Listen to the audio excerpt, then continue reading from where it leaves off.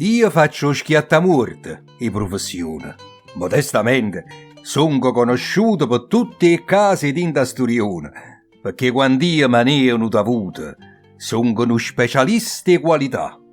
Io tengo moda, garbo e gentilezza. O morto mano a me può stare sicuro che non avano sgarbo, una schifezza. Io tratto come fossero creature che dice o padre, ma voglio a cuccà. Io cocca lunga, stisi in due sportone, pure si è vecchia, pare un angiolillo. O morto non ha età. È un guaglione che si è addormuto placido e tranquillo, un suono dolce per l'eternità. E o suono eterno tiene stu vantaggio, che si t'addorme, non ti scita mai, capisci? Per morire non ci vuole coraggio, ma quando che la pena, tu che fai? Una manna nata volta all'aldilà. Quello non fa un viaggio inutilmente, quello non se ne va mai a vacante, si povero, si ricco, si potente, faccia sti cose che il fa ignorante, come uno sbirro che t'ha da arrestare. E si t'arresta, non ci stanno sante, non ci stanno ragioni a fa presente, te l'ha già detto, che il fa ignorante.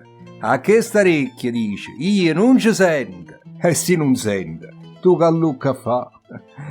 A morte e voto è come l'amnistia che libera per sempre a tutti i guai a qualcuno che, parola mia, coppa a sta terra non ha avuto mai un po' di pace, una tranquillità.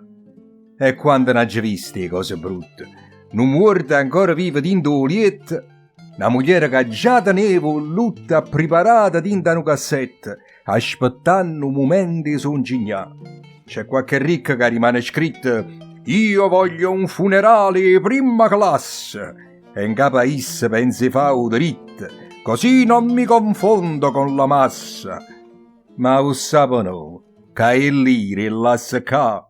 La morte è una, e mezzo son tante catene sempre pronta sta signora, però a più triste è la morte ambulante, che può trovare la strada a qualunque, come si dice, per fatalità.